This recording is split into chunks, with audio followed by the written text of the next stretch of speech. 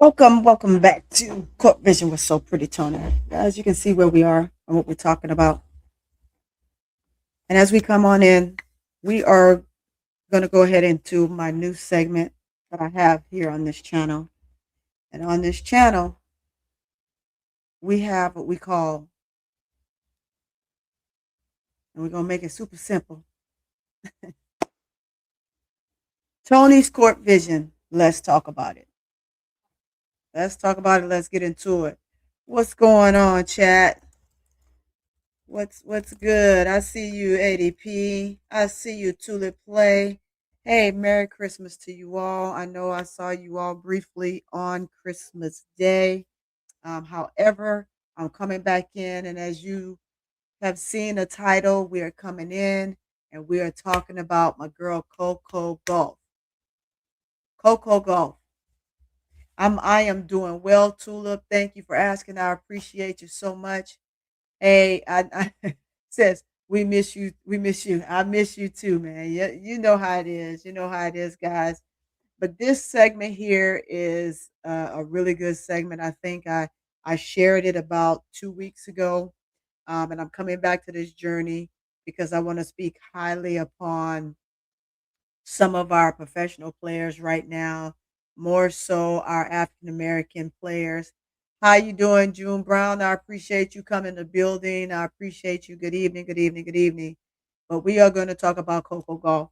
I started the live a minute ago, but it kind of froze on me. So here we are. We're starting it all over again. But nevertheless, here we are.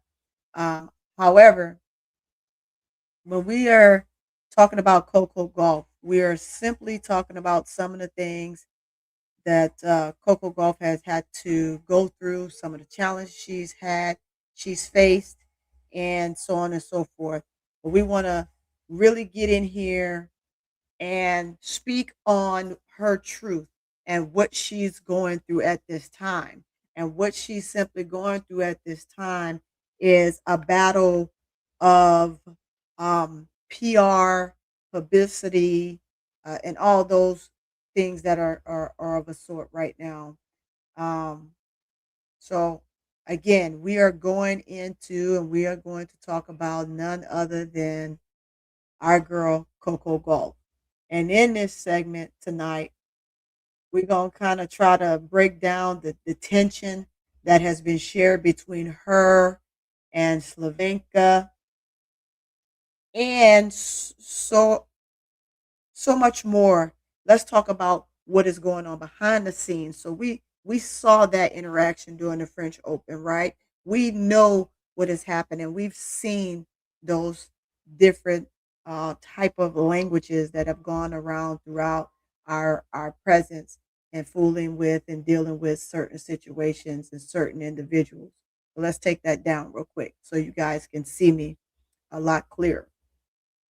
And I'm gonna leave that space there because I have Coco. I'm gonna pull her up, and I want you all to just kind of hear how she feels and some of the things that she's gone through, and the importance of why this takes us to a stage of mental health issues. Do we want that to be an issue? No, but it is what it is, and it's where we are.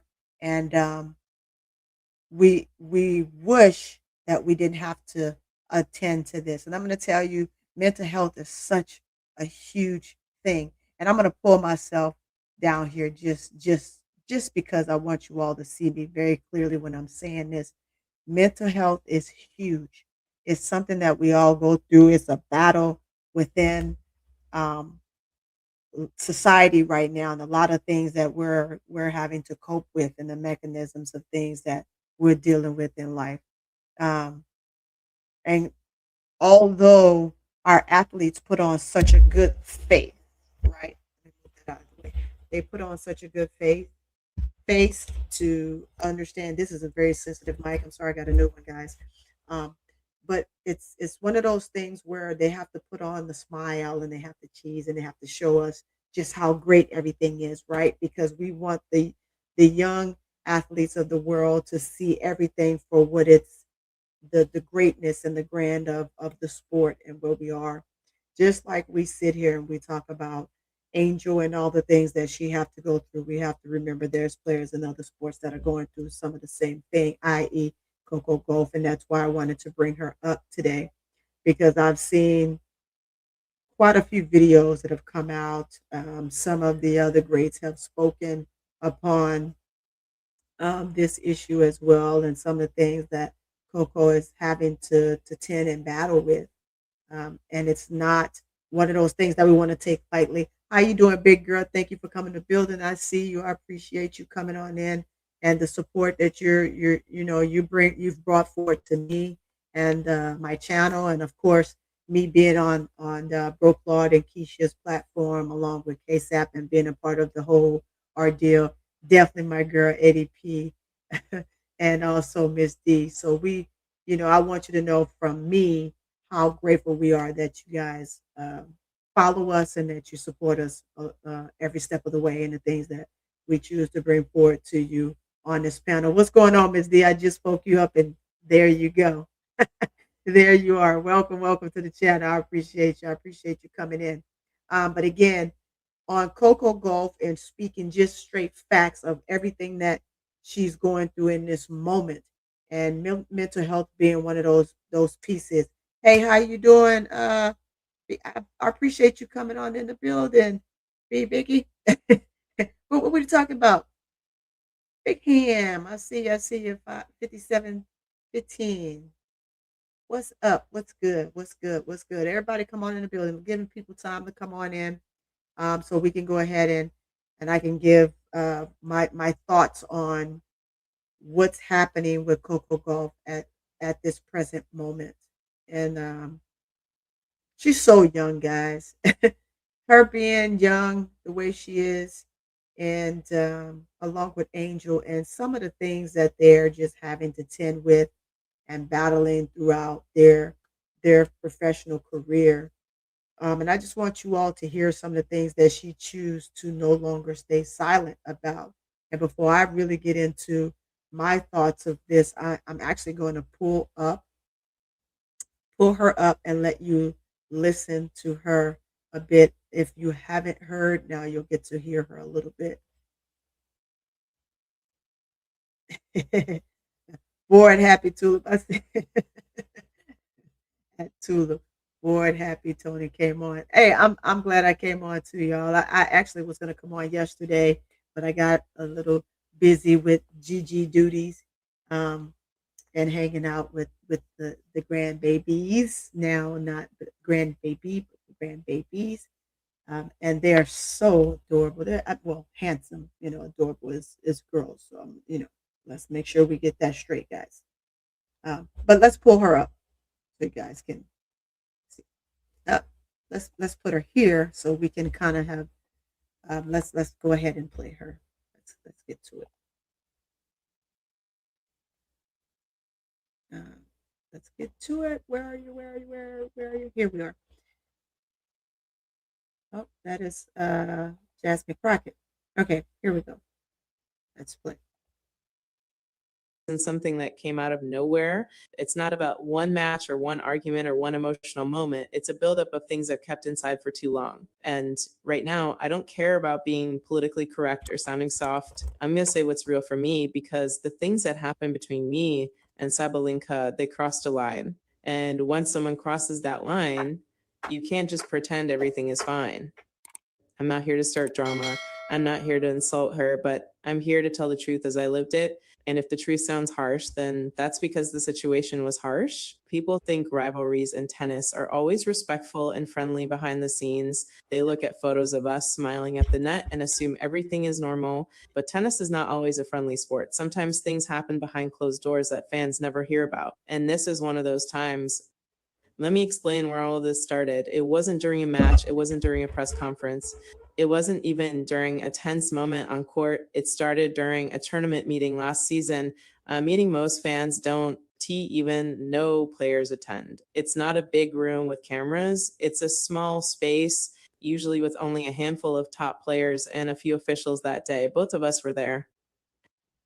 I lost All right, let's $50,000 because I didn't buy a domain name. So first of all, we are going to pull that down because we're not advertising anybody.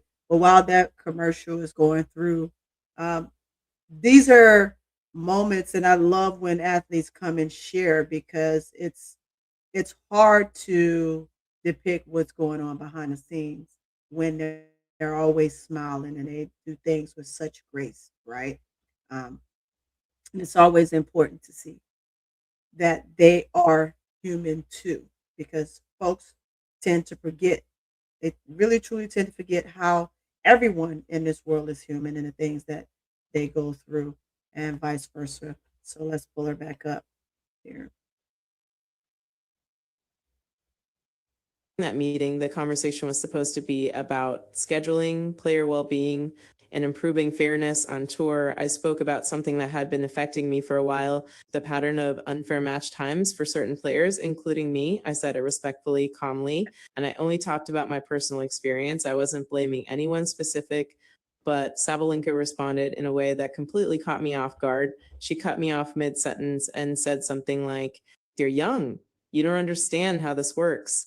Everyone deals with it. Stop acting like you're being targeted." She didn't say it jokingly. She said it in a tone that felt dismissive and condescending. Everyone in the room felt the tension. Officials tried to smooth it over, but she kept going. She said, "I needed to grow thicker skin and stop complaining."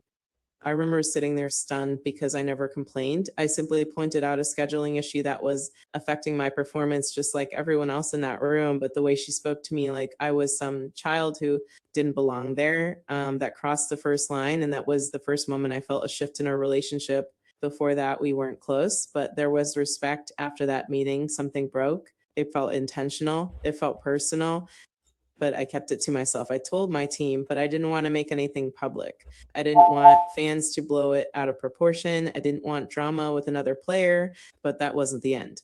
A few weeks later, at another tournament, something else happened, something that made everything 10 times worse. During a practice block, I was waiting for my scheduled court. When the court opened, I started walking toward it with my coach. Out of nowhere, Sabalenka walked right past me straight onto the court and started practicing like she owned it. No requests, no check, no communication. She knew it was my slot. Everyone around her knew it too, but she acted like my schedule didn't matter, like I didn't matter. My coach tried to talk to her coach and they just shrugged, literally shrugged, as if saying, "Well, too bad. I wasn't going to argue on court." So I held back and waited. But inside, I felt humiliated, not angry, humiliated because it was disrespect for no reason. And the worst part, officials didn't do anything. Not one person stepped in, understood exactly why she acted the way she did because she knew nobody would stop her. But the moment everything finally I wanted to just pause that. I want to pause that a second, right? Everybody act like it was just a normal thing. But let's take a moment and think about this. Had that been Coco doing that to Slavenka, do you think it would have just been one of those moments that they shrugged off? Do you think at some point would they have made this extreme ordeal and publicized absolutely everything that happened down from the moment that Coco walked on that court and just decided she was going to take over and demand the court and just start practicing? So you see the demise in which I'm talking about. Demise of lack thereof, i.e., that of this young woman and any young woman of color. And I am going to say that. If someone has a problem with me saying that, it's too bad. But I know my boy Goon would love this conversation right now. He ain't here. But one of the things that is trending is one of these things. And we have to understand that this isn't new, guys. It's not new. It happens all the time. It's just that everyone chooses to stay back and try to save face and be poised. And I love that she's done this, right? Because this has happened to so many other players before her and players that are in the realm with her right now as well. So I just think that this is just really, really crazy. Let's get back to it. snapped wasn't on a practice court or in a meeting room. It was after a match. a match where tension was already high. I won't describe every detail because I don't want this to turn into a replay of every point, but what happened after the match was something I didn't expect from a top player. Monday.com, Okay, the let's opposite of pull any this work thing platform back or chat down. I gotta interface. get faster with this. I gotta get faster with this moving stuff off the Instead of a screen. I'll get handshake with respect, she made a comment alert. under her breath, not loud, but loud enough that I heard it clearly. And if someone says something directly to you, you don't need the whole world to hear it for it to matter. She said, "You got lucky. Don't act like you earned it." She said it with a straight face, no smile, no emotion except annoyance. That comment hit me harder than any shot I returned that day because I did earn it. I trained, I played well, I fought hard, and hearing her say that it wasn't competitiveness, it wasn't rivalry, it was disrespect, pure disrespect. That's when I realized I couldn't respect her anymore. Respect isn't automatic just because someone's a top player or a big name. Respect comes from how you treat people, especially when emotions are high. And that day, she showed me exactly who she was with her words. I didn't respond. I didn't clap back. I just walked away because arguing wouldn't fix anything. But I remember going back to the locker room and thinking, why do I have to pretend we're all friends? Why do I have to pretend everything's fine just because we're on tour together? And the answer is I don't. I'm tired of pretending tennis is full of perfect relationships. I'm tired of smiling next to people who show me no respect privately. And I'm tired of letting things slide because speaking out might upset someone. So yes, I said it. I can't respect her anymore because respect has to go both ways. And right now it doesn't.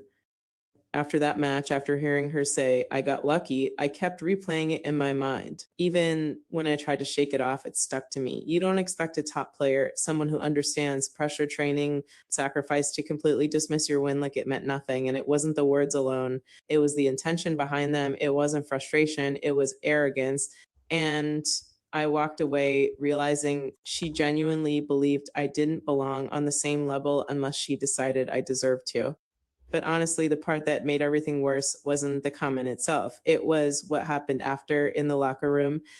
When I walked in, I could feel something off immediately. Not the usual tension after a big match. This was different. Her team was in the corner talking quietly, but not quietly enough. One of them said something like, "She plays emotional, it won't last." Another said, "She's overhyped." And the moment I realized they were talking about me, my whole face got hot. I wasn't angry, just disappointed because I didn't say anything about her publicly after tough losses. I didn't tear down her performances. I've always given credit where credit is due, but clearly that respect wasn't mutual. I kept my head down and went to my locker. I didn't want trouble. I didn't want a scene.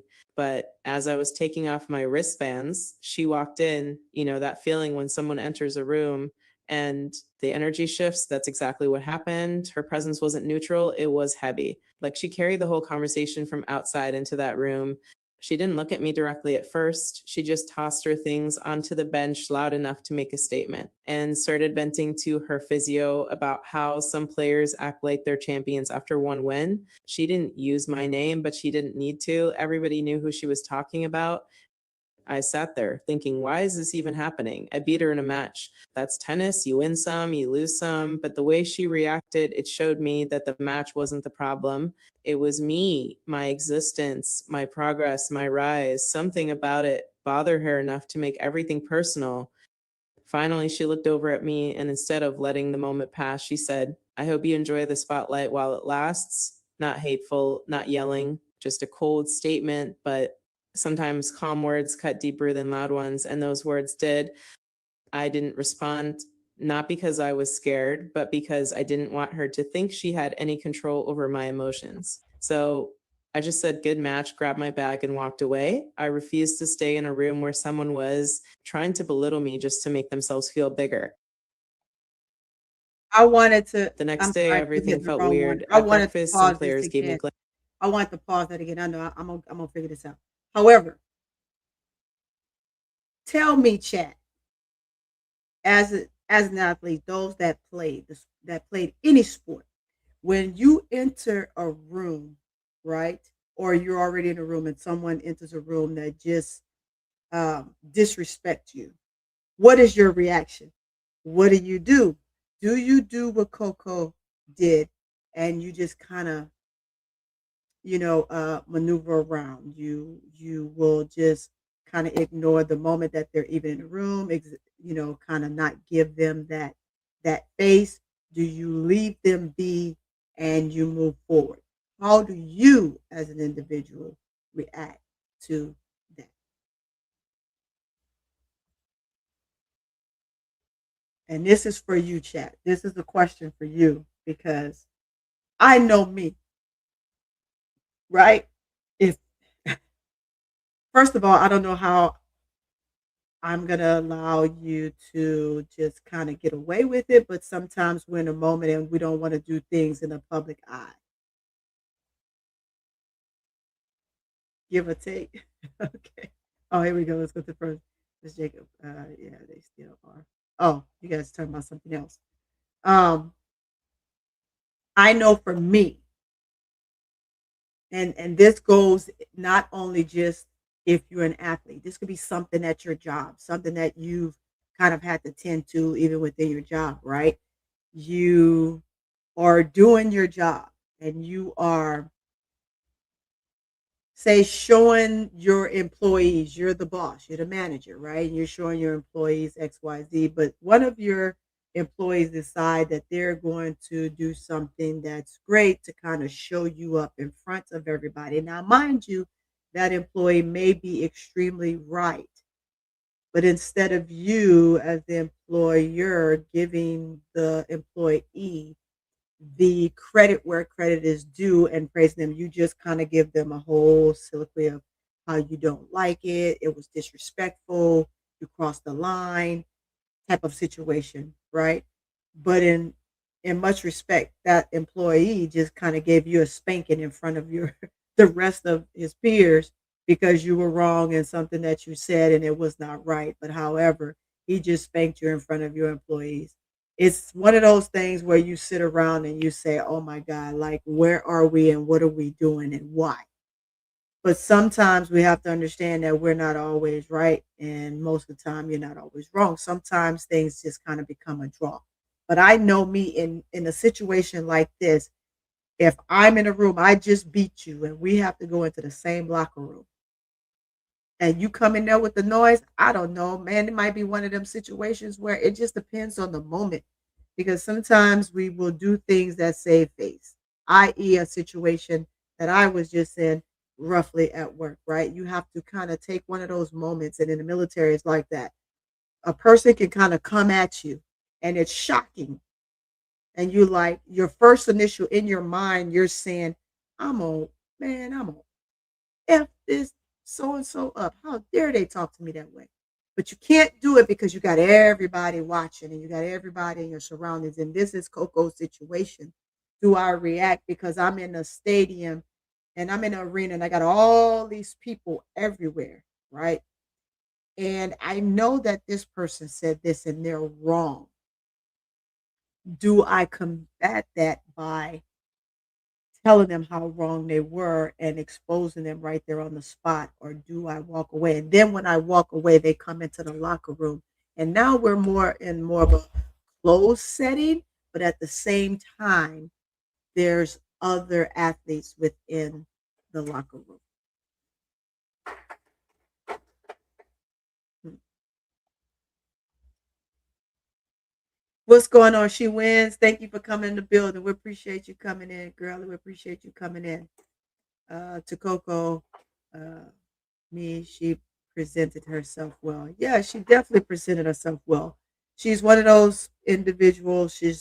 I'm gonna say this, and Angel can be a little rough around the edges sometimes, but when it really counts, Angel is very professional, right? She does not handle things in a way that publicized. Now her sport is different because it's more than a 1v1, and I saw where early on, I think it was Tulip Play said that sometimes when they're one on one, it's a little bit different, and so you can kind of have those moments where you can kind of have that little speaking engagement. So 1v1, there's no such thing as you've done something that isn't great because you beat me. No, I beat you fair and square is kind of what it is. But to diminish what she did was unprofound, and is just truly ridiculous. It's truly ridiculous. Says I respect Coco and her right to explain everything, but also if this was Angel or Caitlin, they'd be called soft and a rat. Absolutely. They would be called soft and the rat because the sport is different. Tulip. The sport that they're in is more aggressive. It calls for a different type of passion. The 1v1 in tennis, you have the passion of the match and every set or every swing or a match point or love point or anything like that that you get that would put you and give you the edge over your opponent. But at the end of the day, it's still where we talk about respect. Now, Angel and Caitlin, they're in a game where it's 5 on 5. And so emotions are high and you're going against, it's you against five sometimes, right? For Angel, it's her against five because all five defensive players are trying to pull her out of the air because she done went up for the rebound, right? So her situation is so much different, but at the same time, the same because although Angel's one person, she gets the same 1v1 treatment that Coco just got, but from many, and it's crazy. It's extremely crazy. But for Coco to have the courage to speak out, and I want you guys to kind of hear the rest of this, although I know that this is a 20-minute long video. Um, I wanted you to hear it in its entirety because it speaks volumes to why she's where she is now and she wants to take this different. Audio is fine. Try to refresh. Oh, is I'm sorry. Is my audio is crazy? Is my audio crazy to the play? Let's see. Let's see. Is that better?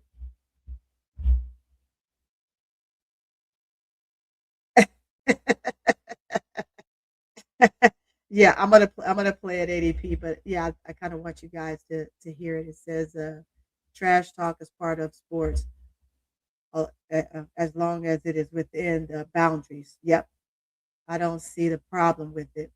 Taking her time slot on the court, however, is unprofessional and wrong. Yes, it is. Trash talk is unwarranted, and that's why I'm glad Coco did not respond in a way that she did, as one would think she should. And let's get back to it. Is not me and just uncomfortable, like they'd heard some twisted version of the story already. And that's when I realized just how quickly narrative spread on tour. You lose control of the story before you even know people are talking. Later that afternoon, one of the locker room staff members pulled me aside and said, "Hey, I don't know what happened, but you should be careful. She's upset and her team is making comments." I thanked them, but inside I felt sick, not because I was afraid of Sabalenka, never that, but because I knew where this was heading. Once a narrative starts forming around you, people who don't even know you start picking sides. And then came the moment that shifted everything permanently. 2 days later, both of us had practice courts scheduled one after the other. My session first, hers after. When I arrived, her coach was standing outside the court, arms folded. He wasn't rude, but he definitely wasn't friendly either. And when my coach asked if everything was okay, he said, "Just make sure she finishes on time." It was unnecessary tension, completely unnecessary, but you could feel it in every interaction. Okay, so let me explain. Yep, we'll need to explain nothing on this video. Let's see. Uh-oh. Yeah, I gotta pull it down.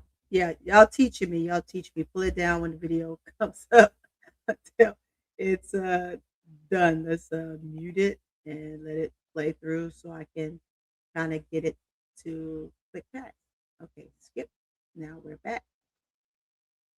Walked onto the adjacent walkway. She wasn't scheduled yet. She wasn't warming up. She was just watching, not observing, watching. Like she needed to make sure I saw her there. Like she needed to create pressure where there didn't need to be any. I tried to ignore it. I focused on drills, but my coach noticed my shots tightening up. He asked me quietly, "You want to move courts?" And I said no because I didn't want to give her the satisfaction of thinking she could intimidate me. When my time was up, I grabbed my bag and walked past her, and that's when she finally said the words that erased any remaining respect I had for her. She looked right at me and said, "You play well when things are easy. Let's see how long it lasts when pressure hits." And she said it with this smirk, this look that wasn't competitive, wasn't playful, wasn't even angry. It was dismissive, like she had already decided who I was as a player, as a person. I stopped for a moment, not to argue, but because the disrespect was unbelievable. I said, "Pressure makes everyone better. It's part of the game." She shrugged and said, "We'll see." That was it. No yelling, no screaming, just a small conversation that revealed a huge truth. She didn't respect me. And honestly, in that moment, something clicked. I realized I had spent months giving her grace, giving her understanding, giving her the benefit of the doubt, but none of it mattered because respect wasn't mutual. I walked away from that court feeling something I rarely feel: disappointment mixed with clarity. I finally understood that she saw me as a threat, not a colleague. She saw me as competition, not a peer. And she was willing to cross lines just to make sure I knew my place in her mind. That's when the sentence formed in my head for the first time: I can't respect her anymore. Not because she's a bad player, not because she's emotional, but because she chose disrespect every step of the way, even when she didn't have to. And I realized I wasn't obligated to stay silent about it. This wasn't a rivalry moment. This was a personal line crossed repeatedly. And that's why I'm speaking now. After that practice court moment where she looked at me and said, "Let's see how long it lasts," everything changed, not just between us, but around us. You could feel it in the air. It wasn't just rivalry. It wasn't competitiveness. It was tension, heavy, lingering tension that started affecting everything from locker room energy to how people around us behaved. And here's the thing: once players stop respecting each other off court, the effects spread everywhere. Coaches feel it, staff feel it, journalists pick up on it, even the WTA officials start walking differently around you. And that's exactly what happened next.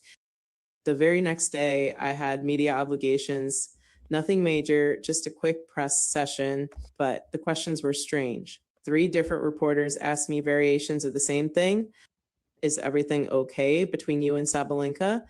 Fans noticed tension. "Can you comment on it? Was there an issue during your match?" And that's when it hit me. Someone had already told them something. I didn't know who, I didn't know why, but the story had started circulating before I even opened my mouth, and not the real story, their story. I answered calmly, professionally. I said, "We're competitors, that's all." But inside, I was boiling because I knew how narratives begin on the tour. They never come out of nowhere. Someone starts them. Later, back in the locker room, a player I'm close with pulled me aside and said, "Hey, just so you know, someone from her camp has been talking." I asked, "Talking about what?" She said, "About you, about the match, about your attitude, about you being disrespectful." I literally laughed, not because it was funny, but because it was unbelievable. The person who disrespected me was now painting me as the disrespectful one. And this is where things get real, because once the media gets a narrative planted in their heads, they run with it, whether it's true or not. The next morning, I woke up to articles online saying things like, "Gauff Sabalenka tensions rise." Gauff shows attitude after match. Is Coco becoming difficult behind the scenes? And sitting there reading those headlines, I felt my stomach twist. It wasn't just hurt, it was betrayal. How do you defend yourself when the other side is already shaping the story? And how do you stay calm when the narrative is completely backwards? But it didn't stop there.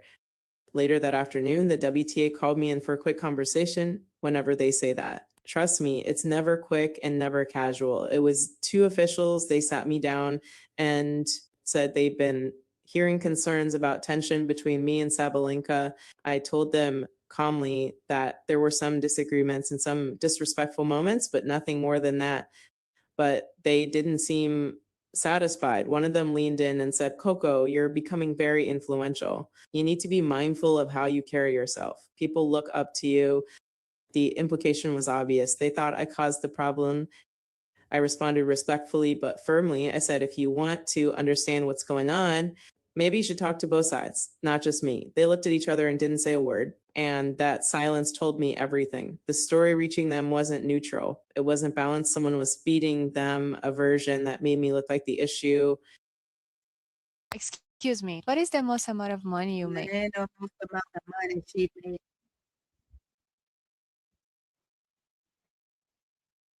All right, let's pull it back up. Meeting, I felt something shift inside me. I realized this wasn't a simple conflict anymore. This was politics. This was positioning. This was someone trying to shape the narrative to protect their reputation by damaging mine.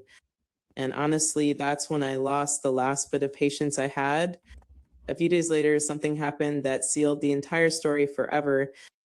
I was walking through the player hallway with my headphones on when I passed Sabalenka and two members of her team. I wasn't even looking at them. I was minding my business. But as I walked past, I heard her say just loud enough, "She's acting like a princess now. I'm done with her." I froze mid-step, not because of the words themselves, but because she wanted me to hear it. She chose the volume intentionally. She chose the timing intentionally. It wasn't an accident. She wanted to provoke a reaction. I turned around calmly and said, "If you have something to say to me, say it to my face." And I swear, the way she looked at me, it was a mix of surprise and irritation. She didn't expect me to confront her in that moment. Maybe she thought I'd walk away again. Not this time. She stepped closer and said, "You're making drama out of nothing." I said, "I'm not the one talking behind people's backs." She rolled her eyes and said, "You take everything too personally. Grow up." That was it. The line crossed for the final time. I stepped forward and said quietly but clearly, "I earned my place here. You don't get to belittle me, not publicly, not privately. I never disrespected you until you disrespected me." She didn't reply. She just stared at me like she wanted to say something but couldn't. Or maybe she realized she finally pushed too far. I'm not sure, but I turned away because I wasn't going to stand there and give her more power by arguing. But the damage was done. The whole hallway went silent. Everyone saw it, everyone heard it. And from that moment on, things were never the same again. Not between us, not between our teams, not in the locker room. And that night, my coach sat me down and said, "Coco, you have every right to defend yourself. Don't ever doubt that." But deep down, I knew this wasn't about just one confrontation. This was about a pattern, a long pattern of disrespect that kept escalating. And at some point, I had to draw a line. And when I finally walked back to my room, I said the words out loud for the first time. I can't respect her anymore. Not because of one insult, not because of one practice incident, not because of one comment in a hallway, but because of everything combined: the attitude, the dismissiveness, the comments, the gossip, the manipulation of the narrative, the superiority complex. Respect isn't forced, respect is earned, and she lost mine, piece by piece. After everything that happened, the comments, the tension, the hallway confrontation, the media narratives, I reached a point where I had to sit with myself and ask a question that every athlete eventually faces: is this worth it? Not tennis. Tennis is always worth it. The sport itself has never been the problem. The problem was the energy surrounding me. The problem was the disrespect. The problem was the way one person's attitude started affecting my peace, my confidence, and my environment. And the truth is, I didn't want to admit how much it got to me at first. I told myself to shake it off. I told myself to stay professional. I told myself that not everyone will like you, and that's fine. But this wasn't about liking or disliking. This wasn't personal preference. This was personal disrespect. And when it keeps happening, it becomes emotional weight. And I felt that weight everywhere. I felt it during warm-ups. I felt it in locker rooms. I felt it during press. I felt it when people whispered. I felt it when staff looked nervous around us. And most importantly, I felt it when I realized I was starting to question myself, not as a player, but as a human being. There was one night when everything finally hit me. I was in my hotel room, sitting on the bed with my headphones on, trying to distract myself, but the thoughts kept coming back. Why did she treat me like that? What did I do to deserve it? How did things get so twisted so fast? And then the worst thought came: why am I letting this get to me? I took my headphones off and just sat there silent, thinking, not about her, but about myself, my identity, my values, my standards. I realized something that changed everything. I wasn't upset because she disrespected me. I was upset because I allowed it to affect me for so long. Somewhere along the way, I gave too much power to her words, her reactions, her opinions. And once I realized that, the whole situation became clearer. I couldn't control how she treated me. I couldn't control the narrative she pushed. I couldn't control what people chose to believe, but I could control how I responded, and I could control whether or not I stayed silent. And staying silent wasn't helping me anymore. It was eating me alive. Imagine being able to build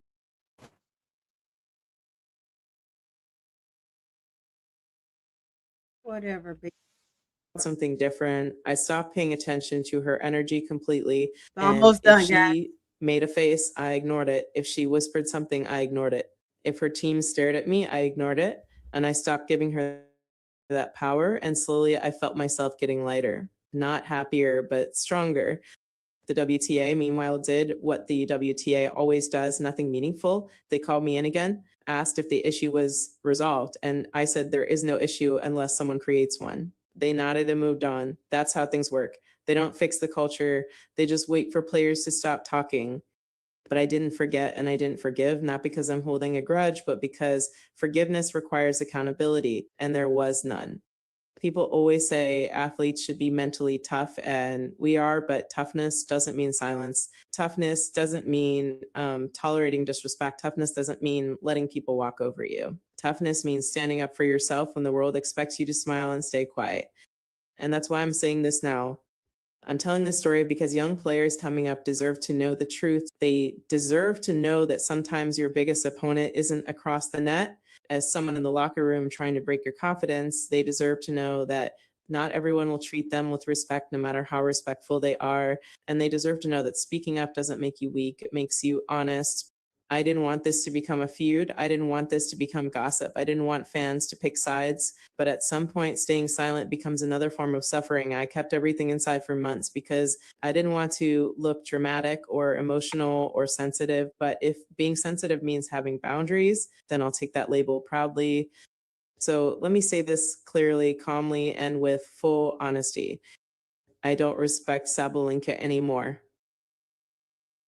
All right, I'm gonna stop it there because we're just about at the end. But when we are talking, when we're talking about this, and I know some people they're like, "Oh, that's AI," right? Some parts could definitely truly seem to be AI, but following everything that took place, a lot of the words in this video are exactly what has taken place. And so we can pull up so many different things, but when you compile it together, this is exactly what happened. These are things that happen in the tennis world over and over again. I have two different videos of Serena coming out and saying that, hey, Coco did come to her, and she listened to her, she gave her advice, but now she's speaking out, right? And when you come to start to speak out about a player in situations like that, and like she said, her platform, she's gone through it all. She's gone through um, being the person that had to go through this. She was the person that had to, let me go back here. She's the person that had to go through this in the media. Now, there's some things that Coco shared in this video here, which we know to be true. And so I don't care how fixated, we can kind of depict and break this video down and look how it's chopped and the pausing here and there. And I do know sometimes people will pull stuff out of words that may be said out. But you can also look at some of the things in here where it looks like she is kind of tweaked and kind of, pieced back together with some of the same things. But this video was mainly to show that the things that go on in tennis, that is happening in tennis clearly, and this whole thing with Slavenko was a big deal, and still to this day, when you go through and you say, and this is not the only athlete that have said this, you've had situations with Venus and Serena, you've had situations with uh, Naomi. You think of the other young lady that the African American that was there. They're all going through some of the same things. you are now the face and you have to do XYZ because if you don't, we can make your career and break your career. It's the same thing, guys.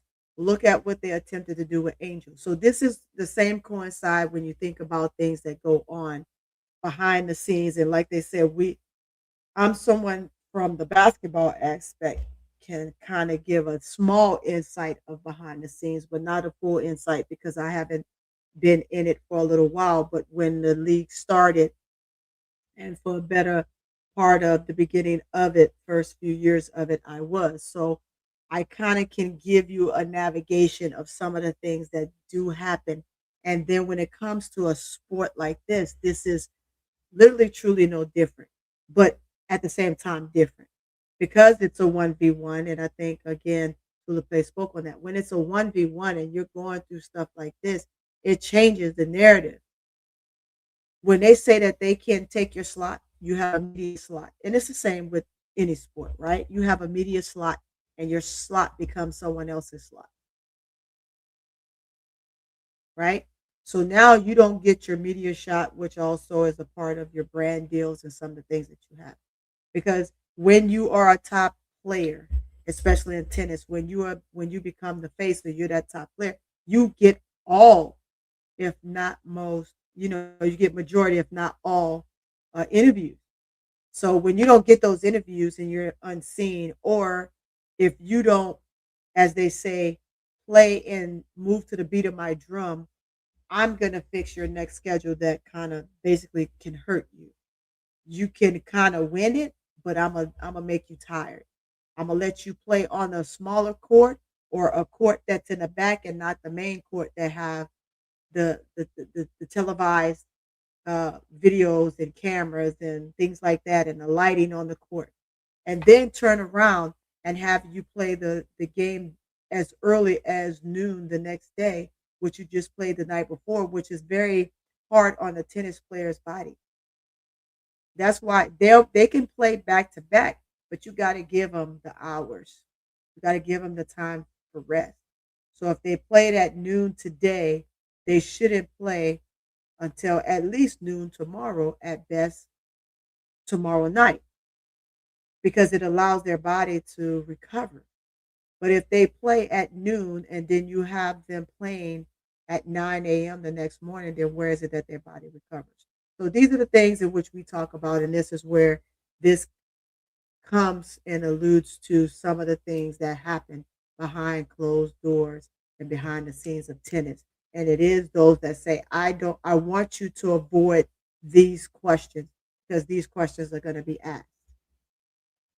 If you don't avoid these questions that are going to be asked, then we're there's consequences for you speaking your mind versus kind of trying to maneuver your way away from being able to answer something like that. Facts for Cy Tony. Baseball teams, back to back, every day, dang near in the MLB. Yes, that's the same thing. Like look at the World Series. That's crazy. Some games like they didn't even really score. One team scored, and then you got like one or two scores in all of 9 innings, and then that 11th or 12th inning, now people are scoring because everybody's just tired. And at this point, either you're going to go for the ball or you're not, or you're going to pitch a good pitch or you're not, or you're going to get it across or you're not, or you're going to swing the bat the right way or you're not. So all of these sports all have some of the same things in common. They have some of the same things in common as Coco, and it just doesn't change.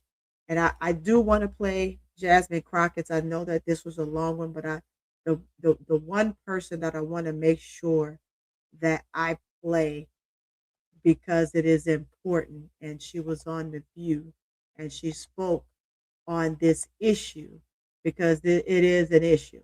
And if anybody knows about politics and issues, it is Jasmine Crockett.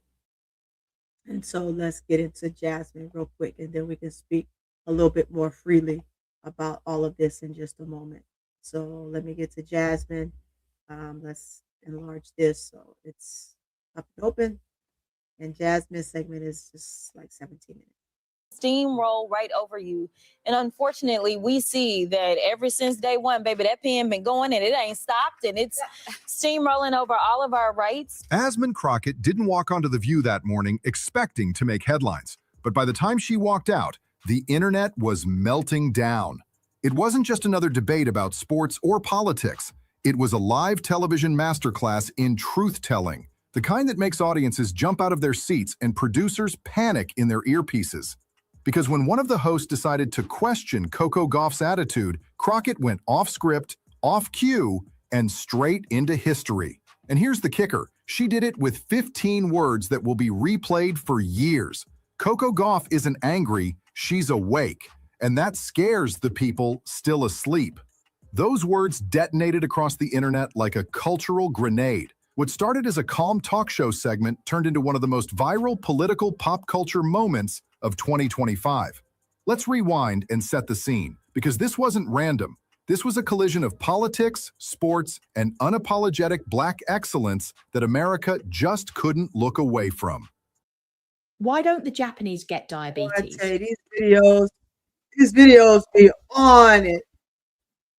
They be on it, and they go quick. Golly, I gotta be quick on the draw, y'all. I gotta be quick on the draw. I'm a little behind on the draw. That day, the producers wanted something uplifting. The segment's headline: Young Women Changing the Game. Jasmine Crockett, the firebrand congresswoman from Texas, was invited to talk about leadership, role models, and the rise of young women in sports. They figured she'd say a few nice things, flash her signature smile, and head back to D.C. But the timing couldn't have been more charged. Coco Gauff had just destroyed 2 top seeds in practice sessions ahead of the WTA finals. Clips of her laser-focused training, her fierce energy, her defiant celebration, all of it had gone viral. Social media called her the future of American tennis. But of course, there were critics. Some commentators said Coco was too outspoken, too confident, or too political. So naturally, The View brought that conversation to the table. And that's where things went sideways. Midway through the discussion, one of the hosts, let's just say not Whoopi, leaned in and asked the question that lit the match. Jasmine, don't you think athletes like Coco are focusing too much on identity politics instead of just focusing on their game? The audience murmured. You could almost hear the collective eye roll from every woman in the room. Crockett blinked once, then twice. You could see her calculating.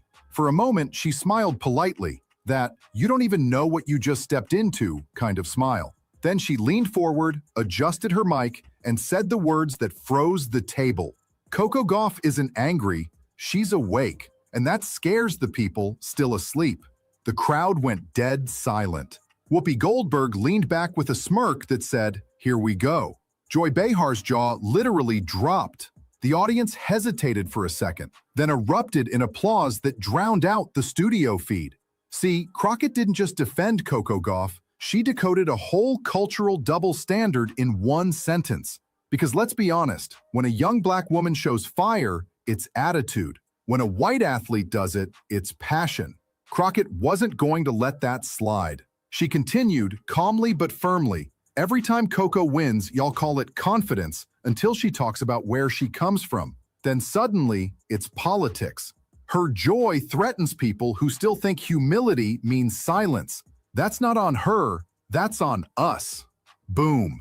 Another wave of applause. Even Sunny Hostin, herself an attorney and a longtime voice on race and representation, nodded in full agreement. This wasn't Crockett being political, this was Crockett being real. She wasn't reading from cue cards. She was channeling decades of frustration that millions of viewers felt but rarely heard articulated on daytime TV.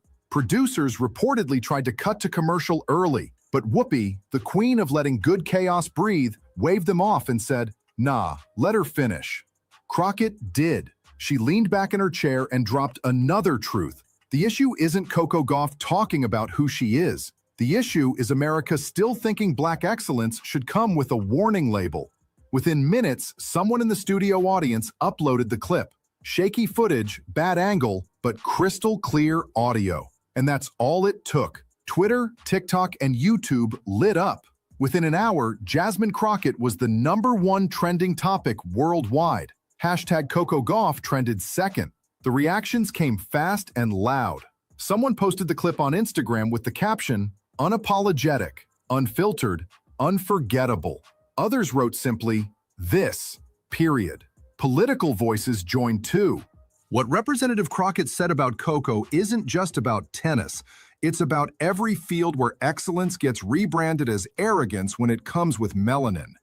The clip crossed 20 million views in 24 hours. Then CNN, Wow. MSNBC, ESPN, everyone picked it up. But this wasn't some partisan soundbite. It was a cultural reckoning disguised as a morning talk show. Interestingly, Coco Gauff didn't post anything right away. No tweets, no stories, no interviews. Fans speculated endlessly. Then, 3 days later, she finally broke her silence with one tweet. "Some people defend you louder than you ever thought they could. Thank you, Representative Crockett." It got over 1 million likes in under 12 hours. Behind the scenes, sources close to Coco. I'm just going to stop it there, right? So the whole idea of the fact that when Jasmine, let me tell you something. If you're not following Jasmine Crockett, I suggest you follow her. If you're not, I suggest you follow her. She has great words. She has words of wisdom. She has all of what's going on in the world today that she's putting out there that tells you where we are right now, where we stand, and what we look like as a country. I follow her through and through. Although I can't really speak much on political standpoints, I do anyway, sometimes, but to a point, just a smidget, just a smidget. But for someone to simply have to come out and speak on all these things that's going on with Coco, and that was literally, she was on The View just recently. So guys, sometimes you just gotta sit back and you gotta look. Crockett is out there campaigning, but as she campaigning, she talks on real life and real facts, and she talks about things that deal with us, but not so much just us. It doesn't matter whether you're a Republican or a Democrat. Right is right and wrong is wrong, and that's what she stands for, and that's why I love watching her and watching where she's going with any topic that she's speaking on. She's a really, she's a good real one. Let's put it that way. She's a really good real one out there that if I had to put my money on who speaks truth when it comes to the political side of the house, I would absolutely have to go with Jasmine Crockett. But just go and the more people than just Jasmine Crockett and Serena Williams are coming out and they're speaking on this scenario, because at this point now I know that AI plays a part in some of the video, but when you think about Gauff and her coming out and speaking on herself, these are things that just something that you nor I can say that isn't true, right? Because these things are happening. Otherwise, it would have never been mentioned. Otherwise, AI wouldn't have something to fall back on, i.e., anybody else that speak upon her. So when you're going through so much turmoil and it messes with your mental, look at Naomi, man. It messed with her mental. She couldn't go for a while. I mean, play tennis for a while. You think about when she had to take the break, and now she's back. It's like she said, her mental was more important than the sport. That speaks volumes. It speaks volumes, and you can't take that away from anybody. In your soliloquy, what is it that you think is best for your mental? Sometimes it's just sharing and speaking up and defending yourself. If you're always standing on the sidelines and you're never able to speak on something that is causing you to lose sleep at night, then you're doing more harm than good to yourself. Let's see. Who is Jasmine Crockett? Sounds like she can make some good as pancakes. You're so silly, good. Jasmine Crockett looks good as hell. Let her on the on the show, of course, Tony. Hey, if I knew Jasmine, now mind you, Jasmine Crockett is from Texas. She is she sits at one of them nice, big, cushiony round tables up there in the White House, brother. And she's out here and she's speaking on everybody's behalf. Is she a Democrat? Yes, but she does not choose sides when it comes to right and wrong. She is a prolific lawyer, um, and she's amazing. She's extremely amazing. So go look her up. Trust me, you'll find a lot on her. She's really, really good. She speaks truth, and she puts it out there where things are covered, and people think that the world shouldn't know. While money's being stolen from us in this country, she let it be known where it's going. Put it this way. So that is Jasmine Crockett. That's what she does. Um, but um, on that note, guys, that's the whole ordeal when it comes to Coco, and I wanted to put that out there, and I wanted to speak on her and bring out literally the best of what we can find on the things that's going on with yet another African American athlete.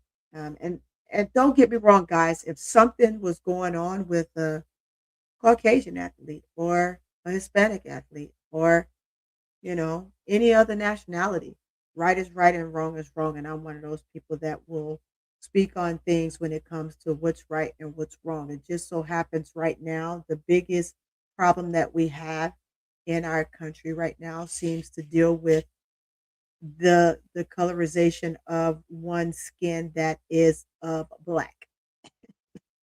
I'm just gonna say it like that. Um, However, we have to find ways to always put it out there and try to highlight those moments so they don't go unscathed. Unscathed moments kind of put us all in one of them rants that just in the end we find out when it's too late. Maybe somebody couldn't take it no more. And next thing you know, they've unalived themselves. And now it's like, well, what happened? What took place? We didn't know this. And this is what makes it important for these ladies to speak up for themselves. And that too, for a fact, I rock with Angel, not just simply because I've been watching her since she was a high school student, but she was on the AAU circuit. But for the mere fact that I've watched her grow up, I've watched her mature, and I've watched her become a prolific woman, one that is for the same thing that you just heard me talk about and show on Jasmine Crockett, for what's right, for putting women's sports out there, for speaking on things that are unjust, whether people some others would think that, oh, she's saying that she's prejudiced. How is she prejudiced when the prejudice moments are coming towards her in such vitriol? Now you look, it's coming at Coco, it's coming at her, although Coco is one of the best tennis players in the world. It doesn't matter. You still have to beat upon someone else's drum. It doesn't matter where you are in that statue. So when folks say, oh, well, they should just do this and they should just do that. Well, sometimes it's not that simple. It's not that easy. There's a right time to do things. It's a right time to speak out. And then there's that moment where it's a time to stay silent until that moment comes. And this is the moment that's come because now that Coco is on top of her game, and she's one of the greats. Now she can speak on those things. When Coco came on the circuit at 16 years old, you wouldn't dare hear her say something like this because, for one, she's young. If you didn't hear, there's a moment where things were going on with Coco, and her parents asked her um, what's going on because they felt something was different with their daughter. She just said nothing. It's okay. I got it. And sometimes you saying that doesn't help you as a whole. You lose your mental. Because sometimes, goddamn it, I seem like I lose my goddamn mental in the military world. But we quickly have to come back to reality because for me, I am not just a soldier. I have soldiers under me. So when I have soldiers under me, I have to have a sound mind and a peaceful, uh, find a peaceful resolution to things to try to make things okay. And sometimes, no matter what you do to make them okay, they're never really okay given the situation. But you have to find a balance, even when it's not okay. And unfortunately, for an athlete, these are things that they have to comb through and go through because every athlete, like I said, every athlete goes through something. And we will never know because they're meant to be able to just play the game, play the sport in which they're in, whether it's golf, soccer, tennis, males football, um, and all these other sports that are out there, croquet, all those different things. A sport's a sport sometimes. It doesn't matter if it's croquet, if it's bobsledding, or what it is, ice skating, figure skating. These are all sports that everybody's going through something. The gymnast, you've heard the stories of gymnasts. It's atrocious. It's atrocious. And the key word is always if you want to be the best, this is what you got to do. If you are the best, it's if you want to stay on top, this is what you need to do. Unfortunately, it is a sad, sad situation. It's a sad situation.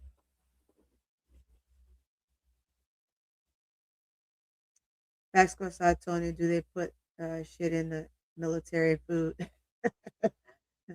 I don't know, man. Do I go to basic training? I've, when I went to basic training, Goon, spells my age. I went to basic training in 1992. 1992.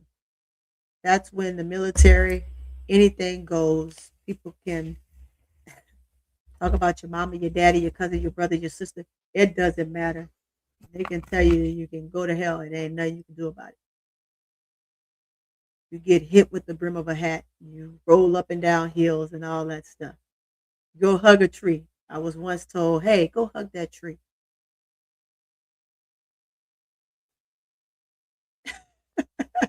That's when MJ was in his prime, and you're absolutely right. You're absolutely right. That's why Chicago's Bulls at that time was my team. That was my team growing up.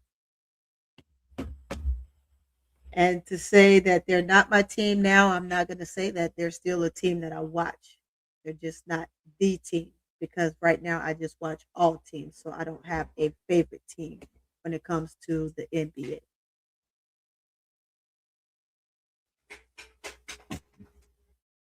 But yes, we all go through something. Now remember, in the military, what counts against you is you're black. That's number one. I'm a female. That's number two. It is extremely difficult to maneuver, but only the strong survive, unfortunately. We go through a lot of shit, a lot, especially as a female. We go through a lot. We take a lot.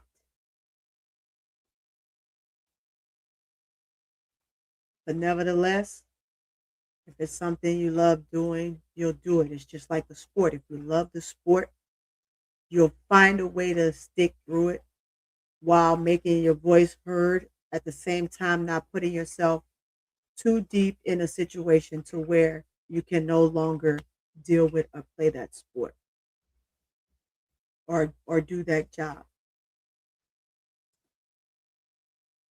My job in the military when I was federal service was teeth. I was a dental assistant slash hygienist, and that's what I did. And then I worked maxillofacial surgery, where I was in a surgery room day in and day out. I've seen some stuff. Trust me, I've seen some stuff in the emergency room, in the ER, in the surgical tech room. To be a surgical tech is not as easy as most people think. Um, that's why they get paid quite a bit of money. The medical field is the medical field, no matter which way you choose to branch off in that medical field. Um, that's how it is. But see, I see Prime. Your Pelican boy is tired of losing. They're throwing punches now. Hey, sometimes it be that way. It's called the frustration tactic. I wish they weren't they didn't go to violence, but hey, somebody did something to make them, Hey, I just got two losing teams right now, man. But nevertheless, they're my team. I don't know what else to say. I don't know what else to say to you, Tula. They doing a lot. Let's see.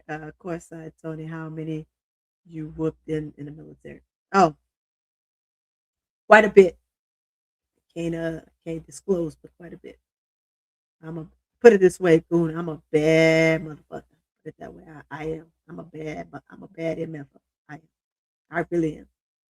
I am. I just walk in people's like, oh, I'm so afraid of her. I'm just a person though, guys. I'm not that type of person. I'm just people see you, they look at your stigma, they see how sharp you are. I will never put on a no part of my uniform that's wrinkled. I can't walk around wrinkled. I'm starched to the T, sharp. I know my shit, and it ain't much that you can tell me. Like right now, there's a situation, and in that situation, I have some things that I need to do to fix that situation. But it's a part of life. It's called work, and you just got to work at some point. Meanwhile, Unc and Jacob Bull got windmill ducked on. Yeah. Jacob, y'all got windmill dog? God dog, Jacob. I think I got you in the race, but you got me in the fight. Hey, yeah. Hey, sometimes that way people think I'm a step slow, but if you met my soldiers right now, they will tell you, God damn it, nobody would ever believe you're 51. You move around here like you 25. They keep me young, they keep me moving, and I like it nevertheless. Courtside Tony, Larissa Shield, there's street fighting. I know it. She probably is. Oh man, yeah. Larissa Shields is it's a tactic to have to deal with somebody like that. You can get in a ring and you can box and you use techniques, right? The street fighting is totally different. Mayweather will tell you that. Mayweather will tell you that. You deal with techniques in a ring. And hey, whoever gets the first punch off gets the first punch off. But when it comes to just fighting on the street, that's different. Everything goes. Bricks, bottles, you name it, it all goes. You do what you got to do to get that punch off. So hey, you get that punch off, and then you bust a person in the head real quick. Hey, I'm from New Orleans, man. I look, we from the street. Everybody knows we from the street. So hey, there's no love when it comes to war. Okay, nothing fair in love and war. It is what it is. You make it happen, Captain.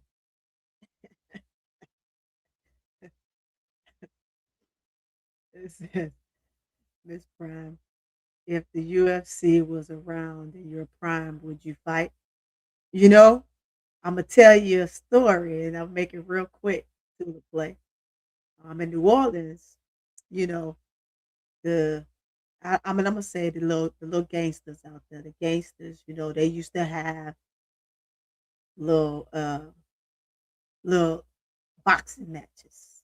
Put it that way. And you pick the best fighters out there, and you pay them to go beat somebody up, go fuck them up. In other words, so been there, done that. Tulip, you saw that? Yeah, that's sometimes you got to get your dollars where you can. I'm not that person anymore. Uh, I was an athlete in school, Tulip.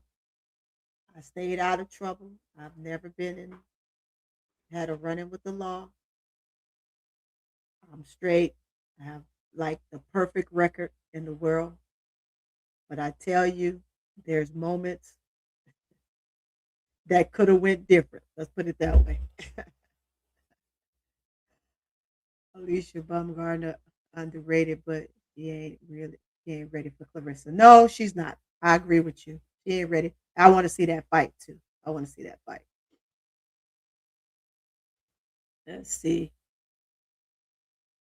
In a street fight, I'll take an MMA fighter over a boxer. Yeah, I'm real good at that. That's why I studied two different forms of martial arts. I'm good. I'm good, Tulip. It's not often that I get to brag. Put it this way, I get a lot of people say, "Why don't you tell your story?" I never tell my story because sometimes I'm just me. I'm just the natural, ordinary human being that if I have to defend myself, I will. Um, but I'm never gonna go look for a fight. I'll more than likely try to talk the person off a ledge because that's what you would be on if you're coming for me. You would be on the ledge. So my job is to talk you down and get your mind right. Yeah. So it's called Years of Experience. Westside Tony went to school with Master P. How you know? How you know? Goon? How you know? That's the truth. That's the truth. Tony, did you see AJ break Jake? Oh, I just saw the clips. I don't know if Jake Paul want to fight anymore. It was a YouTube thing that he tried to turn into a real boxer, and he met some people that, yeah, he was able to scapegoat and make YouTube money off of while also boxing. But see the aftermath. Sometimes when you playing with fire and you meet the right person, it's never a good ending. But sometimes, if that's what you want to do and that is your passion, after that jaw heals, you're gonna get back in the ring and you're gonna fight some more. But no, I just whew, I saw clips and man, that boy buckled like a $2 hooker. he was he was holding on for dear life. Oh man. Let's see. She talking about Goon. Tony, why Goon messing with you? Goon not messing with me. Goon all right. Goon tried, but Goon no. He was trying to mess with me, but he don't know that was actually an actual factual ADP. It's actually the truth. He was trying, but it's the truth. Hmm. Yeah, I know all them little guys and gals and rappers and hoodlums and people. I know them all. While he was messing with me, it was absolutely the truth. Clarissa is like 4 or 5 weight divisions heavier than Alicia. That fight will never happen. I saw them standing side by side, and yeah, sometimes when you say you're the best in the world, and I believe right now she's just on top of the world, and that's a good thing for the sport. But I think people want to see other folks win. They just gotta get they gotta get their shit together. They got to get it together. ADP, everybody else quit. I'm keeping courtside Tony company. Everybody left me. I know, Goon. They all rocked out on this. All right. That is all good. We already talked our talking points, and we are at the end, and so I'm just kind of chilling with you guys right now. Alicia versus Caroline Dubose is the fight to make similar size. They are similar size, similar build, so it's gonna be interesting if they can make that happen. But I think the difference between Clarissa going up and down speaks volumes for what she wants to do and where she want to be great on all levels. It's just right now you don't have anybody out there that has the technical skills that she has inside the ring, and that's why she's able to break people down on both ends. Now I know she tried MMA and she had to get the hell up out of there real quick because it didn't work for her. Plus, I Tony was in the military with C Murder. Nah, C Murder wouldn't have made. He wouldn't have made it. He wouldn't have made it. He wouldn't have made it. Master P is the basketball player. Master P should have been in the pros and in the pros for years. But he chose the rap game, and as you can see, he did try out for the NBA. He made a team, he made the roster, and but I don't think the NBA was ready for someone like Master P. It takes us back to Flage, right? Flage is able to do both, and now we're in a different era where they're allowing things like that to happen, which is great, right? To have your first female uh, basketball player slash artist. You had a couple of NBA players that dibbled and dabbled with a song here and there in the NBA, but where Master P was when he went and he tried out for the NBA and he made the team and he was an official NBA player. They just weren't ready for the level of popularity when it came to the rap industry and what it would bring to to the NBA. The NBA wasn't ready for that, and that's why. And that uh, I believe Master P spoke on that at one time. He did talk about that, and that was important. But he was an excellent basketball player. He went to St. Augustine, uh, which is high school, which my nephew goes there right now. He's a senior. He's a band member. He's done really well, but it's a all boys school, and you only the best of the best get accepted into there. And back then, you kind of have to have money to go there, but if you don't, and you're a great athlete like Master P was, somebody will pay your tuition. And so you have sponsors there that will pay for certain uh, kids' tuition so they can afford the ability to go to a school like that. You had St. Aug, and then you had St. Mary's, which was the all girls school. High school I went to was Old Prairie Walker High School, and it was a school that had a lot of military kids in there. And so we had the multilingual program. We had a bunch of stuff there. So our school was like what you call a magnet school where anybody in a city can go to that school. It didn't matter what district you lived in, but you had to get accepted into one of those programs to go to my high school. My high school was a very good athletic school. So yeah, I was a top runner. I played basketball. I was good, but I was a better runner than I was a basketball player, and I would definitely say that. I did get a scholarship to LSU, but I chose the military instead. So there you go. Sometimes when you have to feed your family, and I grew up poor, so you got to take care of your family. It is what it is. Let's see, Jake. Jake was picking on a 60-year-old. He finally he finally fought a real boxer and got his mouth shut. He did too. Look at that, he did. Now he's talking through the wire like Kanye. Hey, sometimes that's how it is. He like you, Tony. I know. Oh, Cool's all right. He's all right, ADP. He's all right. Let's see. We still rocking with Tony. Tell him ADP gonna rock with me till we get up off this thing, which we gonna get off in just in about 5 more minutes. Get off right on time. Um, Facts. It's all good. Let's see. Tulip on thought they were playing. They were playoff. That they were a playoff team. Did I said we inconsistent trash? Jacob, Jacob. Are you on the fence again? Jacob, you got to stay off the fence, man. You gotta climb down off the fence and get off the fence and just pick a side, brother. Pick a side. Don't be two faced.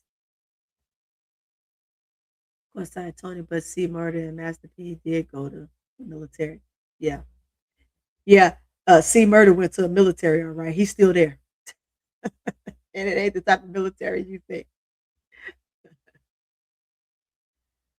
Jacob, y'all are competitive at least. Yeah, it's the wow, Tony. I didn't know that one about Master P. Yeah, if you go back and look at Master P history, you will see that he did travel for who was it? Was it the Hornets? I think it was the Hornets, and he made the team. And he was on the team, and they was like, look at the type of people he's going to be bringing in, and no, they had to let him go. He made the team, and I think he played 5 or 6 games. He was there for 10 games or something like that, and that was yeah. They was like, no, they had to let him go. But yeah, he was an extremely good basketball player. Put it this way, they bet on him. And, yeah, they had some gamblers back then. He was a player that you could bet on, and you would win your money. Uh, Mystical went to the Desert Storm. Yeah, he sure did. He's still in that Desert Storm, baby. He was in the Desert Storm. He got out, and now he back, and he gonna be in that Desert Storm for a minute. Hey, by the way, y'all know his son just put out a song. I saw it on TikTok. I saw it on TikTok. He sounds just like his father. But Bears clinched the NFC North by praying my girls don't get beat by Nebraska. Hey, Jacob, that's a game, Jacob. That's a game. Who plays how to yeah, y'all lose to the Clippers. Hey, Jacob, why you Jacob, you be on one sometimes, Tony. What it Tony, what distance did you run? I ran the 400. I was a quarter runner and I was damn good. It's hard to get a scholarship as a quarter runner because not everybody meets the time. My split in high school, and we ran the state tournament at LSU. So my split as a senior was a 50. I ran a 54 in high school. So yeah, that afforded me a nice scholarship. Actually, the 3 schools, but I didn't know I had it because I was away at military, and sometimes you can kind of get out the contract if you get a scholarship, but uh, because I waited a little bit a week too late. They was like, nah, she can come in January. But as a matter of fact, Shaq was still in college at the time. But I was like, nah, I'm good. I'm cool. I'm cool. But the military is like, nope, we're not letting you go. So sometimes it's extremely political, and you just have to rock with it. Do I regret it? No, I don't regret anything about my life. If you ever have to spend time regretting anything in your life, then that's not a good thing. And in God's words and in His eyes, it just wasn't my time. So what I went to do was what God wanted me to do. Let's see what Coast was. Were mid and hurt. Hmm. About the Bulls, Tony. Oh, what about the Bulls? So, Jacob, you're on the fence about the Bulls. You on the fence about the Bulls? Because I know you're not about the Bears. You're on the fence about the Bulls. Now, Jacob, while we talk about this, when you guys get that first playoff game, I don't want to hear no shit from you, Jacob.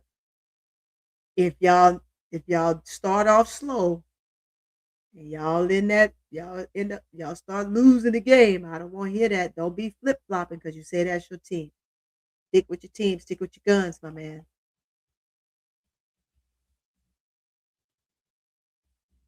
Not the Lulu like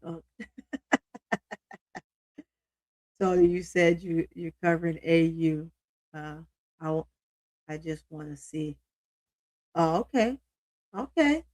They should play. We'll see. I will definitely do that for sure. I will definitely do that for sure. They consistent trash, Jacob. Nah, Seymour actually went to military. Look it up,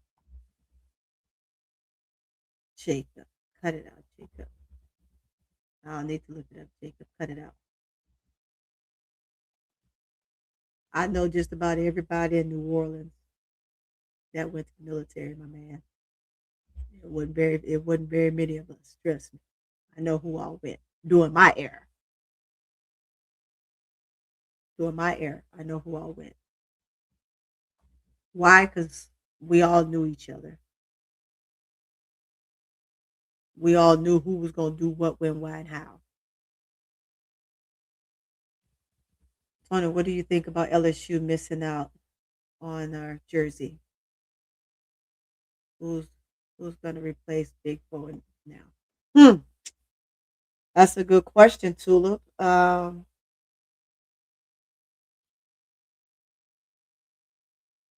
Hmm, yeah, that one. I got to think on that a second. I think that where or why Jersey made the decision, it has to do surrounding the players, right?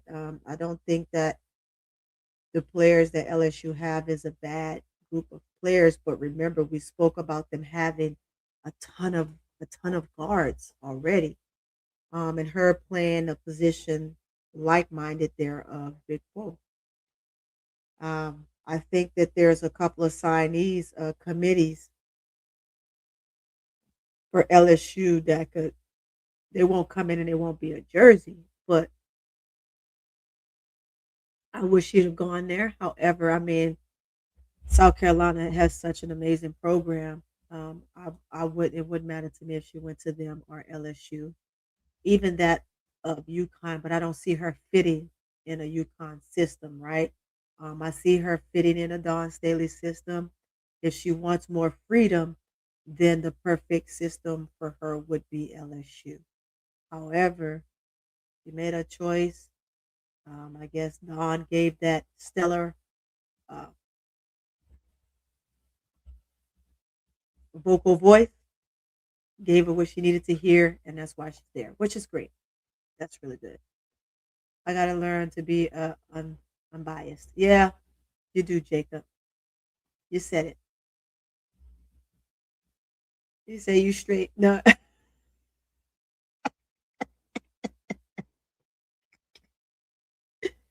he does, Tulip. It needs to be unbiased. Let's see. Ringside Tony, you and ADP like boxing. If so, you would mark you would mark the women's boxing space. Ain't nobody doing that. Um, I could, but I want to try to find a way that is feasible to actually show some of that stuff because you can show clips, but the clips and stuff just don't do the sport no meaning. It doesn't do any justice. That's just like going in and watching the highlights of a basketball game. You get the gist, and then you want to come and talk about it. But that to me, that makes people look uh, unprofessional, like they don't know the sport. I'm very keen on boxing, but I'm really good on MMA. Why? Because MMA was something that I really wanted to do, and I actually started training for it. However, I had to rethink that because this face right here, if you bruise this face, I kind of black out, and so yeah, I said, never mind. But, first of all, you got to touch. And, in MMA, anybody can get touched anyway, form fashion. They rush you up against that gate. You get rushed.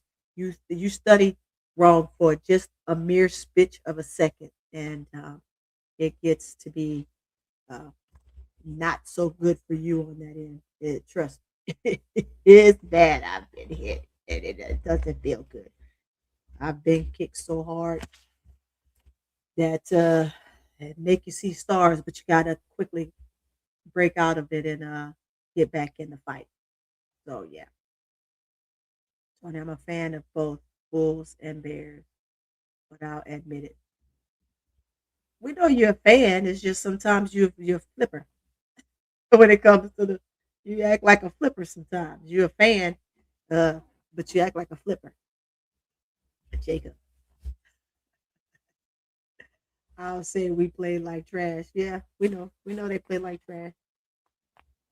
My team play like trash, but I ain't gonna sit here and just dog them. Come on, man. Y'all dog them enough for me. I just gotta sit here and take it. So, who's your freshman of the year so far in college?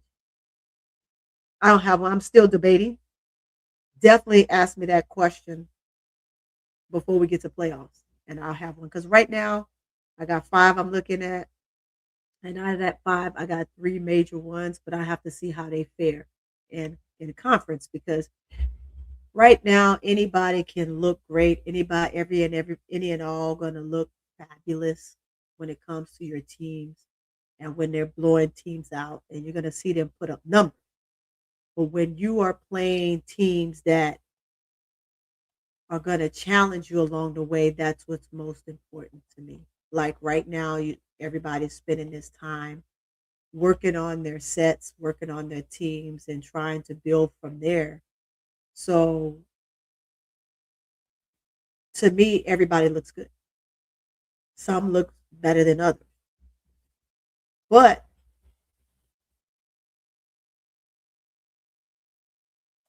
it's going to be when they get into their conference play and me being able to really watch them excel there.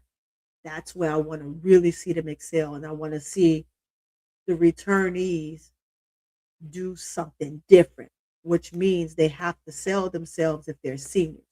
If they're juniors and they're sophomores, I want to see them be better. Because right now it's easy for them all to look good. It's easy for them all to put up numbers. It's easy for them all to get a lot of steals, have double doubles and triple doubles and this, that, and the third. What's going to count for me is when I see them get into their conference play.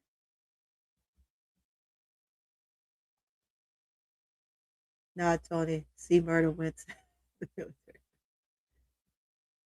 If you say so, Goon, I'm gonna let you have that. See, I've got you got Jazzy so far, and she leads USC. I mean, she's fabulous. I love her to death. I think that she is extremely someone that is one of the great ones to follow all the way through because she's going pro. She's gonna go pro. So I want to see her improve every year, and I want to see her be the dominant force every year, just like she is as a freshman. Assists, rebounds, steals, and blocks. The fact she has more blocks per game than Betts, yeah, it speaks volumes. And for her, I don't have to wait for conference play because it's a little different for their team, right? Because their team isn't that great because the veterans aren't showing up like I thought they would. They got to show up every night. They got to stamp their mark, and some of them just aren't going to make it past this year here, and they're going to be done. But Jazz is amazing. I like what I love. I don't. I can say I like. I love watching her play. I love what she's doing. But for me, it's going to be those vets stepping up. But Jazz, we know that she's going to do her thing in conference play. So like she was one of my five. Um, and so I'm not looking for an astonishing conference play from her because she's already proven to me where she is. She can only enhance my thoughts of her. as an athlete and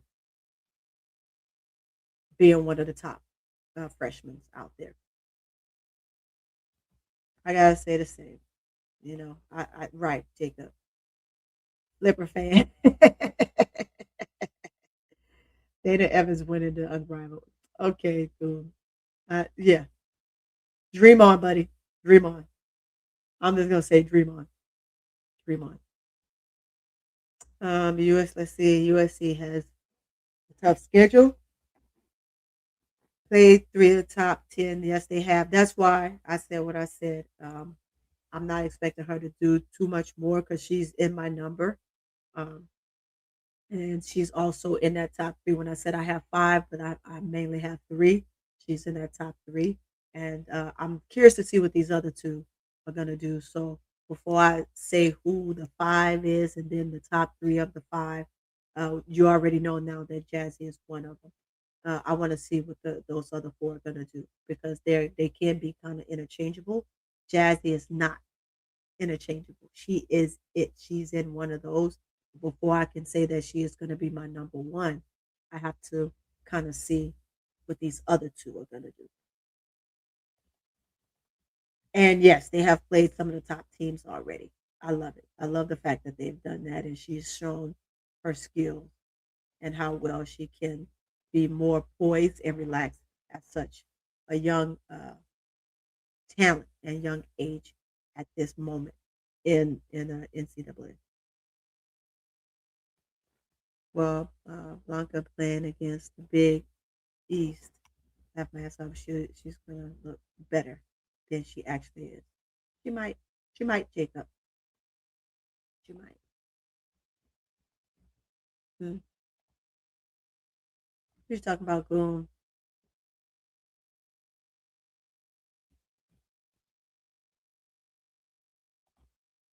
All right, Goon. Uh, Tulip, Tulip plays, and she's going into the Big Ten. Yeah, she is going to the Big Ten. I like it. I like it. I like it. I can't wait. I'm telling you, I'm excited. I'm excited once January starts because this here is going to start speaking volumes of teams too. And will the teams that are in the places they're in stay locked in the places that they are? I love change. I love challenge. I love rivalry. So let's see what happens. Aaliyah and yeah, yep, Tulip, absolutely. Jacob, yep, Big Ten and SEC are best conference. They are some of the top conference. Carolina whooping everybody ass in SEC. Okay, all I'm gonna say is we'll see. I'm not picking the team. I'm just gonna say we'll see. I'm gonna follow my team, which is LSU for sure. I'm gonna follow South Carolina because I love Dawn Staley and what she's done for the program for women's basketball. I'm gonna follow UConn. I'm gonna follow um, USC, and then I'm gonna follow TCU. Those are the teams that I'm following. Iowa State, they'll be somewhere off in there, but the teams I'm gonna follow, um, I'm looking to really see them play extremely well, or let's see what they can or can't do within the fact that they were able to diminish everybody else. So let's see. Tony, I think next year freshman class is better than this year's. Yes, I can attest to that. I'm with you on that, Tulip. A lot of talent coming into women's basketball. They are. Play Jazzy and PC went through stuff already, so has Blanca, but it's gonna get easier for her compared to the other two. Yeah, Big East is a one team conference. It is. South Carolina getting Jersey. Yes, I mean as I think she's gonna fit well. I mean everybody that kind of go and play with Dawn, they do a great job But Wally did a good job. I just think that for Wally wanted more time on the court. And sometimes you just some systems afford that and some systems don't. And it was her opportunity to be able to steal that time from others. But when you have a lot on your team that are just that good, things change. So play UConn fans thought the Big East was tough. They thought it was competitive. We know they did. And some teams flip flopped. Some went from there and went to the Pac, and then others came to SEC. So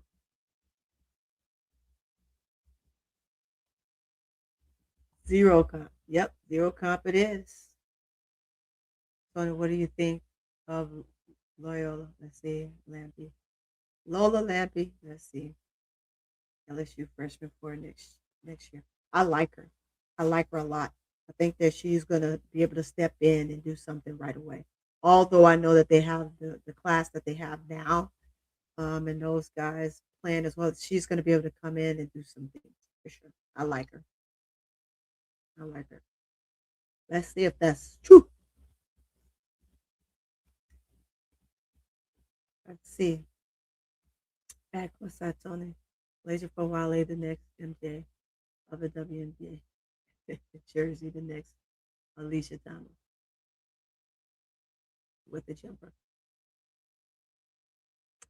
She could be. She's kind of a mean player right now in high school, so it's gonna be good to see what she does here in the W for sure.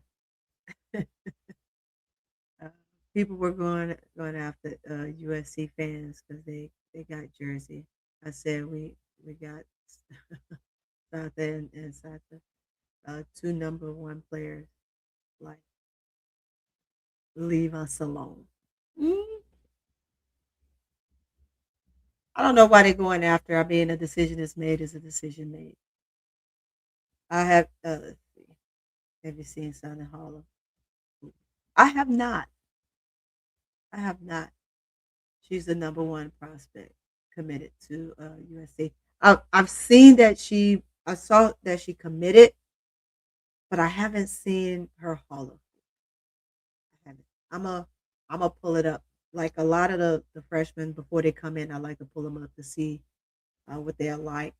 Sometimes I'm working a lot of hours, and so those hours are just when I come in, um, I have to only do a couple at a time because I really dig uh, deep into the player to see exactly who I want to, I guess, cheer for. I cheer for them all because I want to see them all do well, but some you cheer for more than others.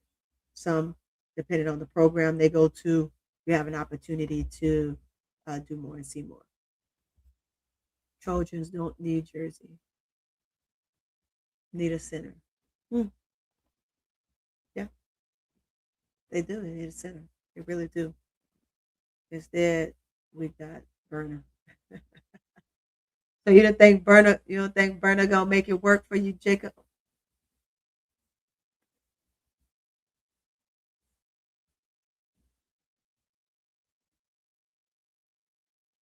You mean Gerda? Yes, Gerda, not Burner, Gerda. Let's see. Yeah, she was the FIBA one night U19 World Cup MVP. Yeah, I do know that, averaging 20 to a game and 20 in 24 minutes against 19-year-olds. She was 16. That's beast mode. That's beast mode now. And I know they did that in the FIBA Cup. So let's see what happens when you. I think that she's going to fare well, but I still want to see what you do against all Americans, right? We know that when you go overseas, play is different and it's a lot tougher and it's a lot more challenging and competitive. But it's going to be interesting to see because sometimes, everybody's like, oh, I want to go to the US. I want to play America. I want to play for the U.S. of A., the United States of America, because they have the greatest basketball program in the world. Well, sometimes when you look at it, those other countries have the better program. Well, let's put it this way: they have the better athletes, right? And they make the program work for them to their advantage, which afford their players to come to the U.S. and play college ball. So, excuse me, this is going to be a problem next year. Yeah, it's going to be a problem with Juju for sure. Yes, I can attest to that. Jersey was DMV a lot of games in FIBA. Yeah. Okay. She's still nice. That she is. That she is. That she is. Can't wait to see. Well, on that note, it's been a great conversation, guys, and I appreciate you all coming in and rocking with me and hanging with me and staying tuned in. I know we had a couple that had to get up out of here, but I do appreciate you, Jacob, Tulip, Goon, ADP, everybody that came in the chat. I appreciate you all. Those that had to leave, I do understand. Hey, sometimes we got other channels we got to check out, other people we got to see. I believe in spreading the wealth, and some just got tired and going to bed. Either way, I thank everybody for coming in and rocking with me and hanging out with me on my channel. And so we will do this again soon. Like how soon? Probably tomorrow. What time? To be continued. What time? To be continued. To be continued. But I really truly wanted to put this out on Coco Gauff, and just the passion for her likeness and the things that she's doing with tennis is now going to set the stage for other athletes moving forward that come into the sport. It's the same thing that Angel is doing. And I think as these young athletes come in and they start doing the things that they're doing and pave the way for others to not have to go through what they've gone through. I think it's always such a great thing. It's a beautiful thing, as a matter of fact. And then, just making headlines and making headways on that is something that we want to make sure that they do. And so putting them in the forefront on our panels is always something that I want to do. I'm a big advocate for female athletes and them being the best version of themselves and doing great, because sometimes you have more than none that will give up or feel that they're too good to sit on the bench until they can prove themselves, or vice versa. So, yeah. And then again, just having the respect of each other is always important. That's what we want. At least that's what I want to make sure that happens. So with that, guys, I'm going to go out and I am going to head out with a nice, cool, calming little beat before we get up out of here, because I like my beats.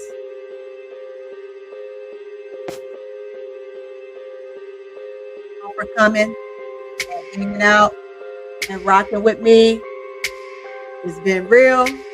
I love it. This was Tony's Courtside. This is, as Google would call me, Courtside. But nevertheless, Sport Vision.